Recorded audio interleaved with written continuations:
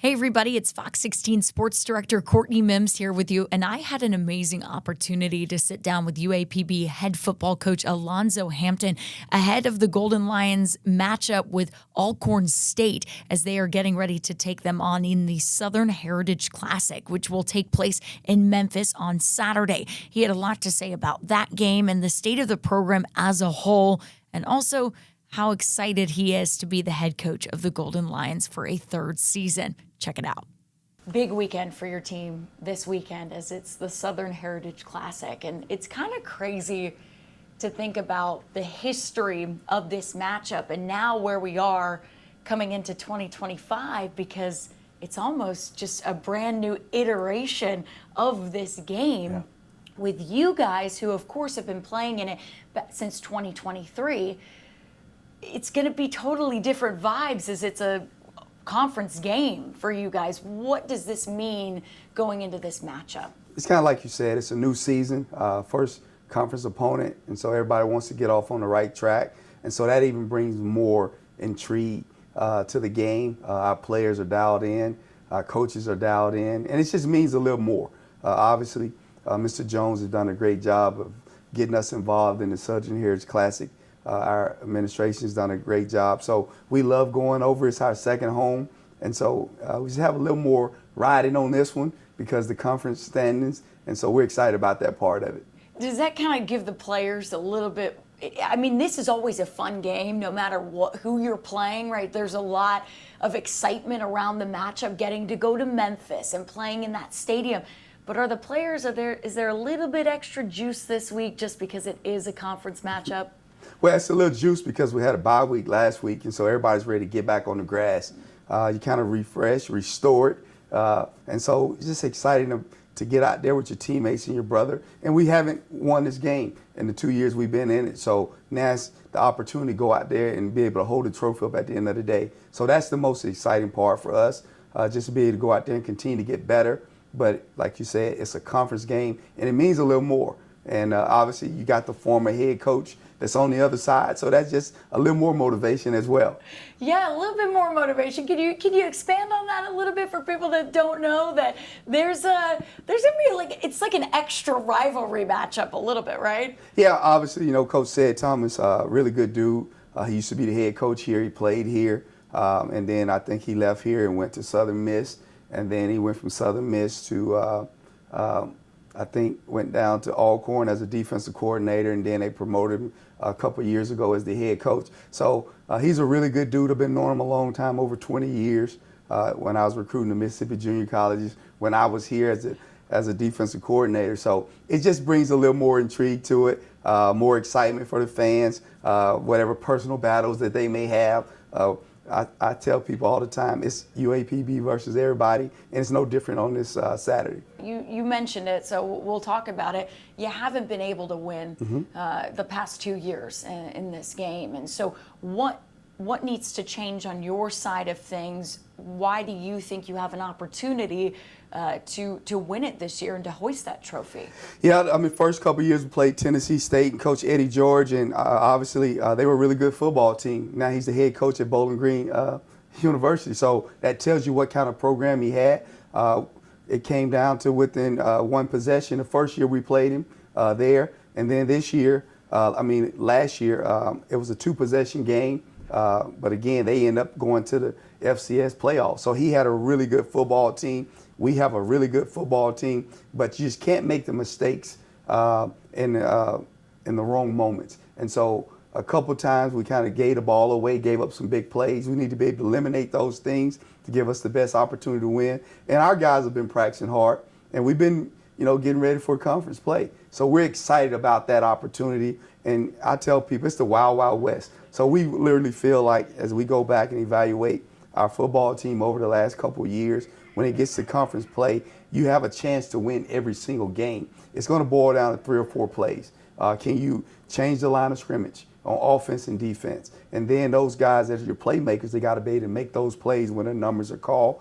And on special teams, you got to be special. You got to make one more play than the other team makes. And so we think we have the guys in place to get it done this year. And so our kids have been practicing hard. So we're excited about the opportunity. What would it mean for the team to go out and win this game? I mean, not only, yes, it's a conference game. You want to win every conference game.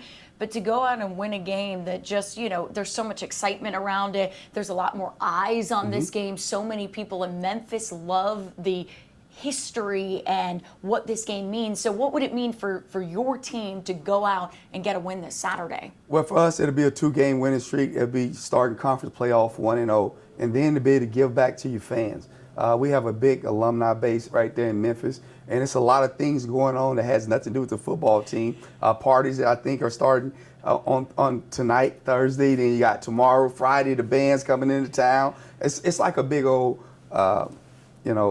party, and so everybody's excited about that. But none of that stuff matters to the football players and the coaches. We need to go out there and control what we can control, which is play good football on offense and defense and special teams. Make sure all three units are functioning well at the same time. And so if we do that, we're going to be able to hoist that trophy, which we hadn't been able to do in 3 years. So that is the thing that we're most focused on, just one play at a time, to be able to go out there and play as hard as we can for as long as we can, and don't quit.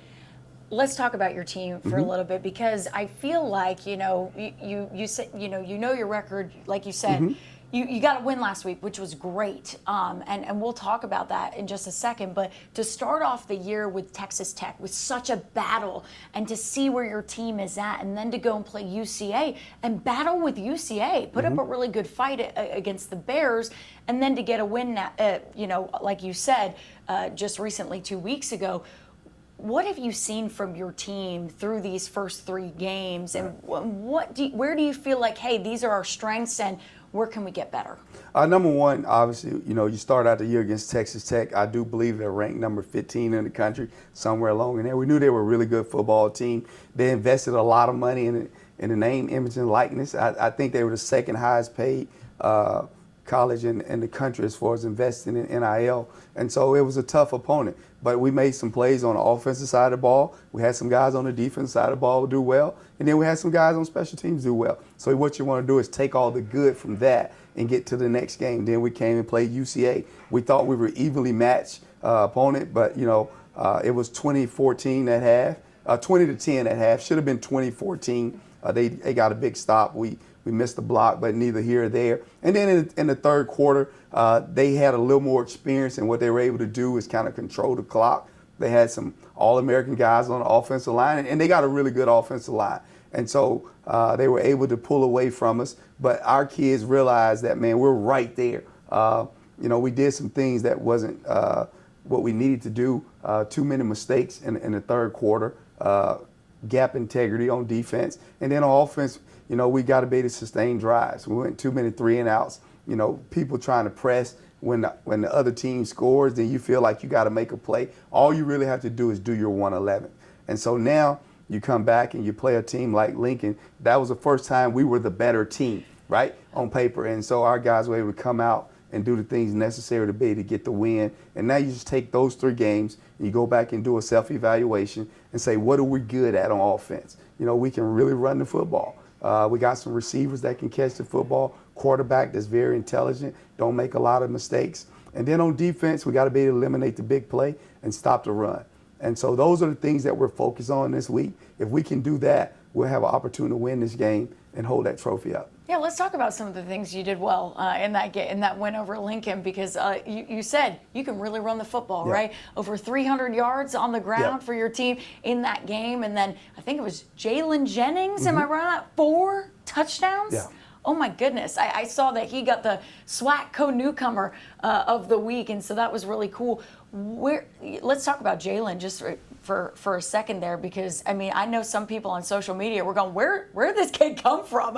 How awesome is that you have a guy like him that can emerge in a game like that? How do you build off of that going forward? Yeah, obviously we felt coming in we had 3 or 4 good running backs. Obviously, B.J. Curry is from Arkansas. He hasn't played this year. Hopefully, be able to get him back this week. Then you had Zamari Weber, came from ULM, which is my alma mater, but he was a really good player as well. And he had started out the year, and he got injured that game. And then you have a guy like Jalen Jennings, has his associate's degree, came here, We found him late. Really didn't think we needed another tailback. We took him, and he's just been a blessing. He runs the ball hard in between the tackles. He loves the game of football, comes to work every single day, has over 3.5 GPA, just really outstanding character on and off the field. And it was good to see him run behind his pads, put his foot in the ground, go north and south, and be able to score some touchdowns.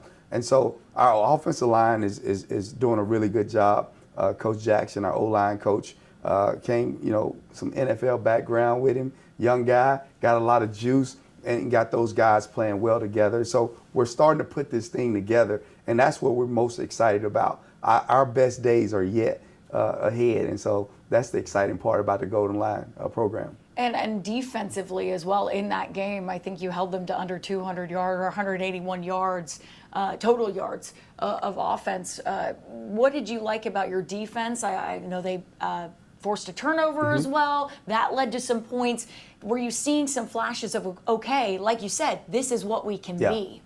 Well, as you go back and evaluate the games you played before, like we're doing a lot of good things on defense. The problem is, and people don't realize this, you can play 25 great plays on defense, but then if you have 3 bad plays in a row, it's 21 points of the team. And so you just got to be able to eliminate those big plays at crucial times. And so our defensive line, they were able to control the run game, which made them pass the ball. And we had some guys that made a couple plays in the secondary. But if we continue to grow, making sure we can get 11 guys to do the assignment each play, I think it's going to give us the best opportunity to win. And so our players realize that we're close, but we got to be able to put it together when it matters the most in crucial situations.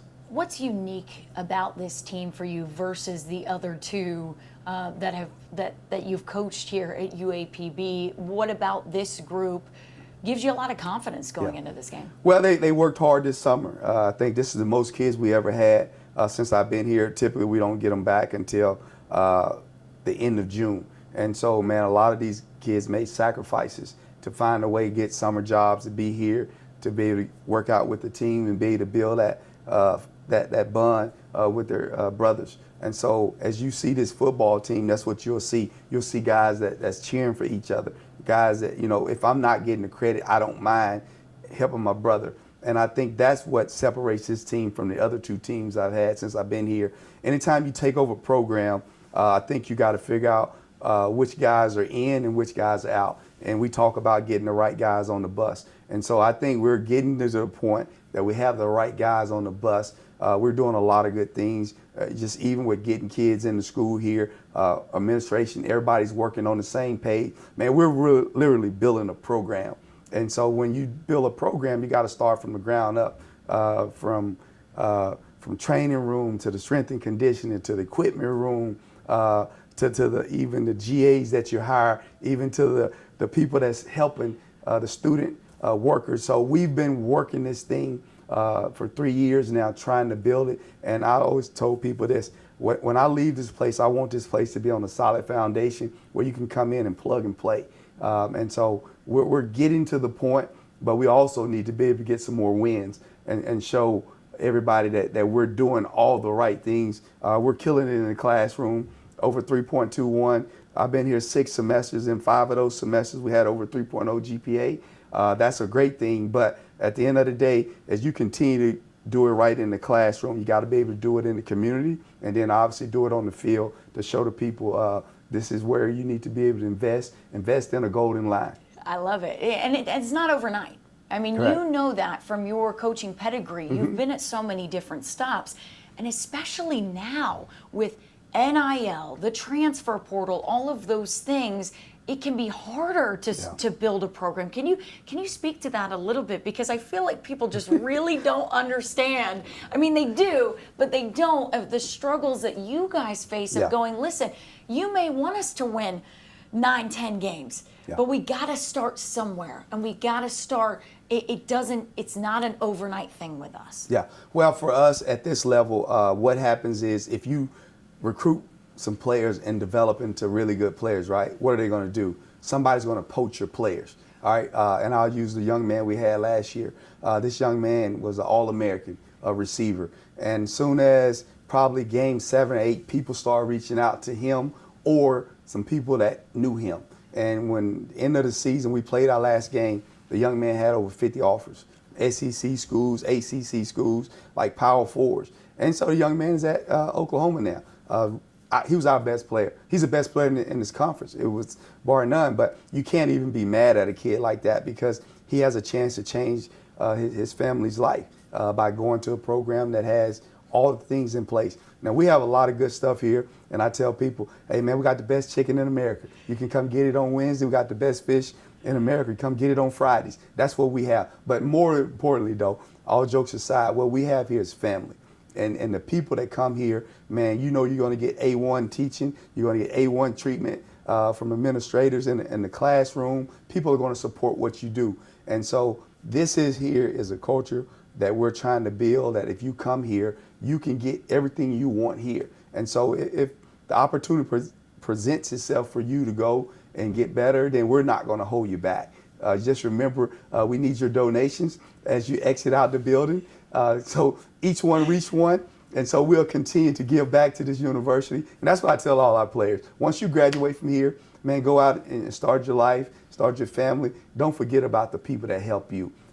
You don't think that $5 matter? It does. So every time you do that, get us a bottle of water, get us a Gatorade, hey, buy us a jersey, something like that. It means a lot to these players. And what we're having a lot of former players come back. You have so many people that have donated to this university, not just athletics. I'm talking about, you look on campus, the new buildings that we have, the new engagement centers, top of the line with the bowling alley, all this stuff in it. So I just think this place is ready to explode. It's going to continue to be a lighthouse. And I'm just thankful that I get the opportunity to be the head football coach. And as we continue to build it, I just want to make sure we're doing it the right way. We're not looking for a quick fix. We're looking for a solid fix that's going to be something that you're going to be able to stand on when the storms of life come. Yeah, that is great right there. I need that on a shirt. Somebody put that on a shirt, please, because you don't want to just Band-Aid it, Yep. right? You are here to try and give them a solid foundation, and we can see that.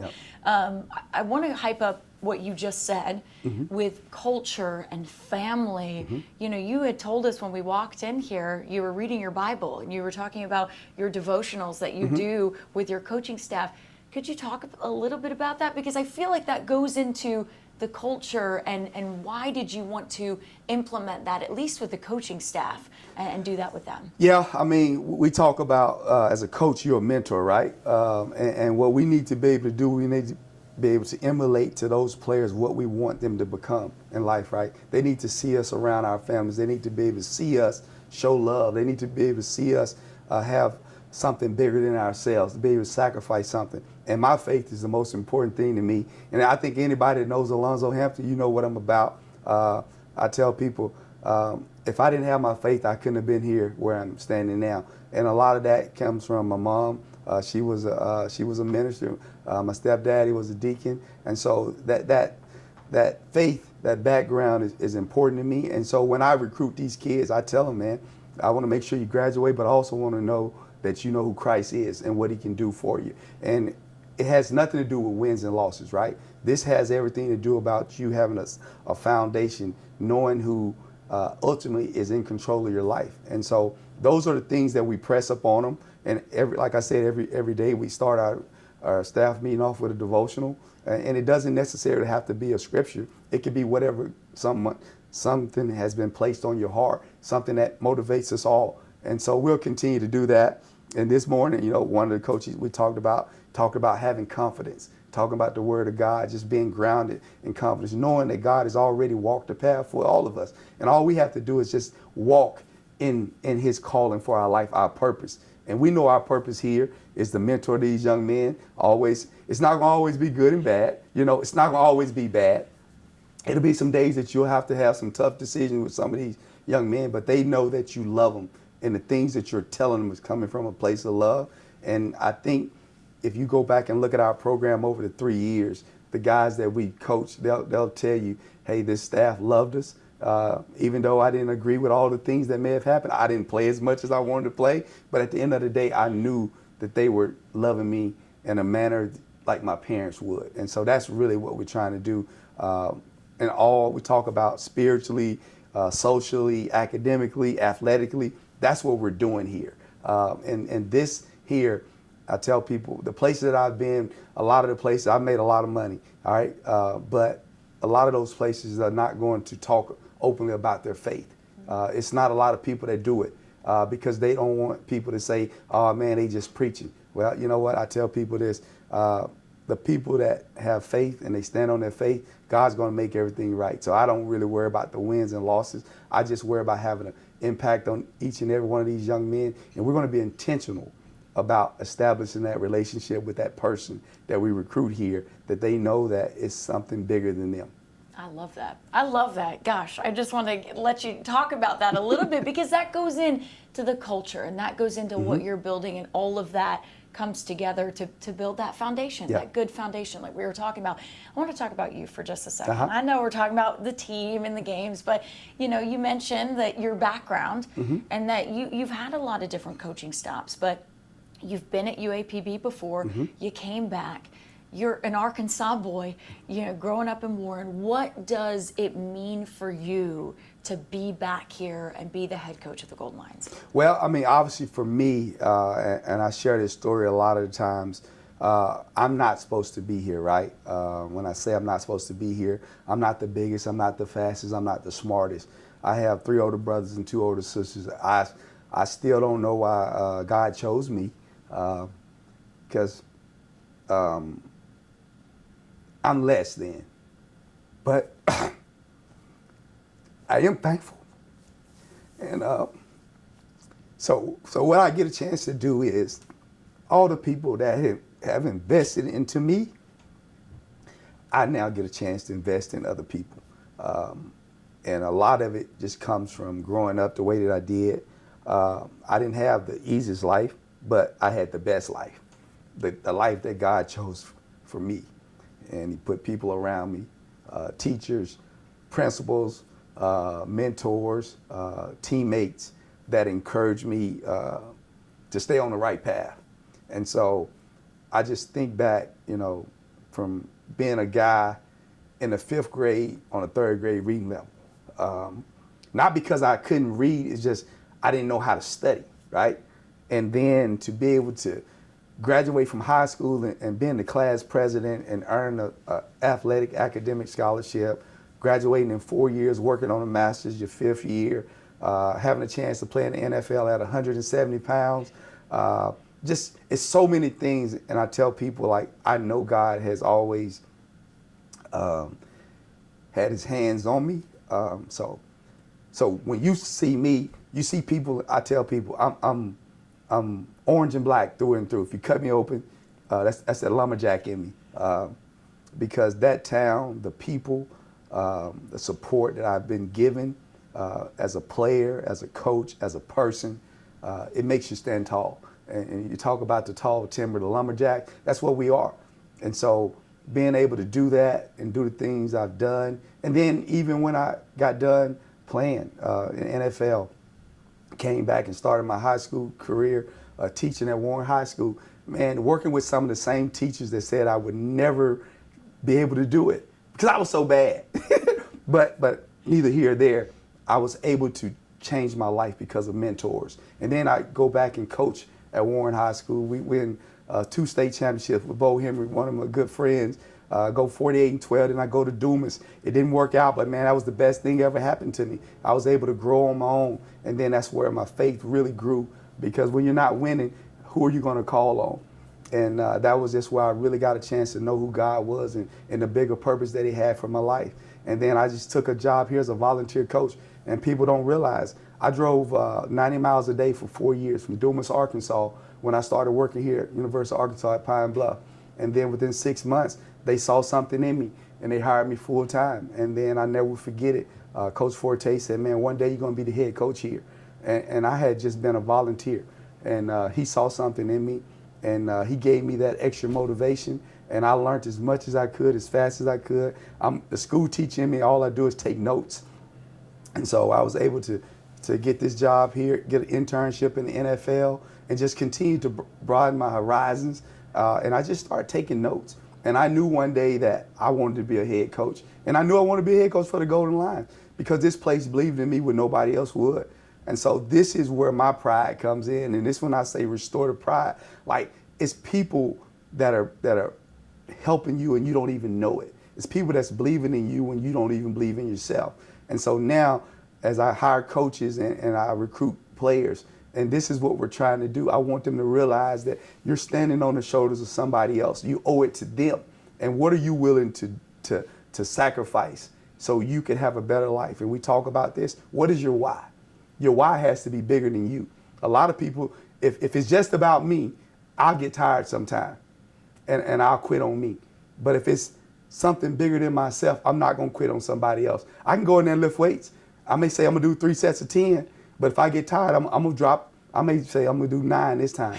But if I got somebody that's with me, that's holding me accountable, I'm not going to let that person down. So what's your why? And our why is bigger than all of us. It's about, dear mother, the people that have bled for this university over 150-something years here. And so we owe it to the people that believe in us to put a winning product on that field, be great ambassadors for UAPB in the classroom, in the community, and on that football field. Whew, man, that hit me hard because I want to say this. I'll say this on camera. You are something, and you may felt less than, but to look at your career as a whole and to look at where you started, to come back to a place that meant so much to you, to make stops at, amazing places. At Arkansas, at Florida State, at Oregon. Some people could only dream of those things, and you got to do that. Yeah. So I'll say it. I'll be the one on camera. Coach Hampton is something. Okay, there you go. Not less than, you are something. Gosh, that really got to me. Your amazing coaching career, it brought you back here. You have so much pride for this university, for this product on the field. How do you feel like all of the entirety of your coaching career and all those impressive stops have really prepared you for now taking over a program that really needed someone to come in and re-energize and rejuvenate this program, and to come in and also at a time where college athletics is so crazy? How has all of that helped you to this point? Well, I tell people this, like I know I've been called to do this in this season because, like you said, all those stops have prepared me for this moment, right? UAPB is different, but like you have to have hands-on, right? And so I think God shaped me by sending me to these different places, right? To Western Kentucky, to University of South Florida, to Oregon, to Florida State, to ULM, to University of Arkansas. So I've been able to see it from inside out, okay? We don't have all the resources that they have, but the one thing we do have, we gotta be able to take those resources and make sure we're maximizing those resources to get the best product on the field, to get the best situation for our players. And so that's what we've been able to do. It's been exciting. I don't sleep very much. People tell me all the time, if I get 4 hours of sleep a night, man, that's a blessing. But I'm just telling you, like, I'm so excited when I walk in the building every morning just to be able to try to find a way to get this place better than what it was before I got here. And I tell the kids, I promise you, man, I'm not going to go to sleep at night without thinking about you guys, how to make it better. How can I get you more of this? How can I get you more stuff in the strength and conditioning? How can I get you more athletic gear? How can I get you more stuff in the academic center? Things of that nature. We're doing a lot of great things. But when you've been to the places I've been, the Florida States, the Oregon, like those kids don't want for anything. And so I want our kids to be able to enjoy that. Both of my kids, one of them played at Northwestern in the Big Ten, played the Big Ten championship. Like, I know he never had to want for anything. My other son's at Clemson, he doesn't want for anything.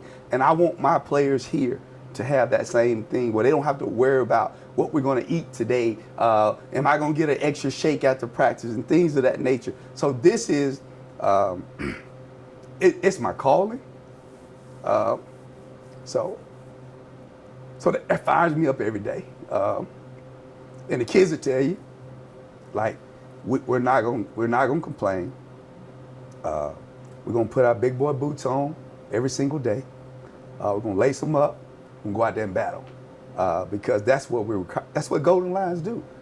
We battle, we fight, we don't make excuses, and this place here is going to be great. Okay, we got the right people in positions. We got a new chancellor, Dr. Graham. Anthony Graham's doing a great job. He wants to win. He knows what it takes to win. He was a college football player. Our athletic director, Vice Chancellor Robinson, he played quarterback here. He knows what it takes to win. He knows the things that we need in place. We got our people in the academic center. Man, we continue to invest in our young athletes, and our total department. Man, we're on the right track. And I'll look right into this camera. All right. Anybody that wants to help, man, we need your donations, because that's really what it's about. It's about our players and all our sports, and even our university as a whole.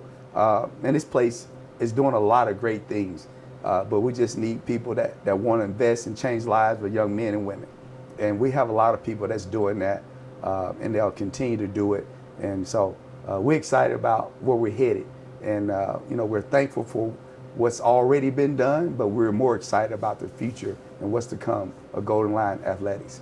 I think that's a really good place to end it. Coach, do you have anything else to add? No, I appreciate you all coming down to talk to us. And again, I always tell people, I'm a very emotional person, but I'm probably the most fired up person in the world. I can go from crying to competing in 1 second. But when it comes to changing lives, I'm passionate about that. And people say, Coach, if you wasn't coaching, what would you be doing? I'd be teaching. That's what I am. I'm an educator. I believe in young men and women, and I want them to have opportunities that I had. And I want people to believe in them like my mentors believed in me. And I'm a product of a lot of people that have loved on me, and I'm going to continue to love on everyone else, kids, like somebody loved on me. I love it. Thank you so much, Coach, for sitting down with us. Appreciate it.